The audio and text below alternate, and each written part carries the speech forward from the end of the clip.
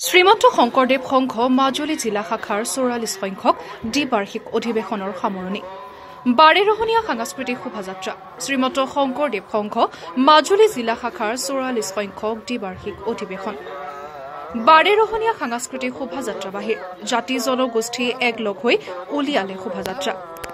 মাধৱদেৱ আঞ্চলিক শাখাৰ আতিথ্যত তথা স্থানীয় ভক্তপান ৰাইজৰ সহযোগত বৰহাৰ পু সমন্বয় ক্ষেত্ৰ মলং বৰবিলত অনুষ্ঠিত হৈছে দুদিনীয়াকৈ এই অধিৱেশন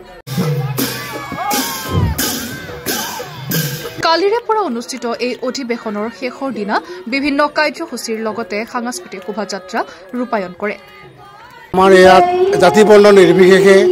আজি মলং বৰবিল পানীকাটি প্ৰাথমিক আতিথ্যত বহাৰপুৰ ক্ষেত্ৰত আজি অনুষ্ঠিত হৈছে শ্ৰীমন্ত শংকৰদেৱ সংঘৰ ৪৪ সংখ্যক মাজুলী জিলা শাখাৰ অধিৱেশন এই অধিৱেশন আমাৰ দেখাইছে যে আমাৰ যুৱকসকলক ইয়াত মানে আমাৰ একত্ৰিত কৰা হৈছে যাতে যুৱ উশৃংখল নহয় যাতে আমাৰ সমাজখন মানে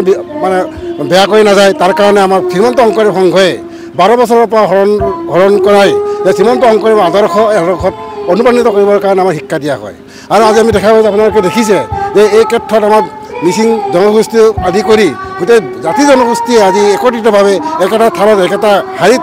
খাইছে আৰু শোভাযাত্ৰা কৰিছে আৰু এই অধিৱেশনখিনি অনুষ্ঠিত কৰিবৰ কাৰণে আদৰণি সমিতি আৰু ইয়াত আমাৰ মাধৱদেৱ আঞ্চলিকৰ যিটো মানে তেওঁলোকৰ কৰ্ম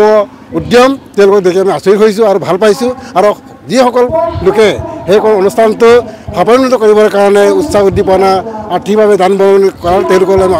আন্তৰিক ধন্যবাদ জনাইছোঁ শংকৰদেৱ সংঘ মাজুলী জিলা শাখাৰ ৪৪তম দ্বিবাৰ্ষিক অধিৱেশন আমালোক মাধৱদেৱ আঞ্চলিক শাখাই মলং বৰবিল পানীখাটি তিনিওখন গাঁৱৰ মধ্যস্থত বহাৰপুৰ ক্ষেত্ৰ সমন্বয় ক্ষেত্ৰ নামেৰে আমি নামাকৰণ কৰি এই অধিৱেশন ভাগি আমি অনুষ্ঠিত কৰিছোঁ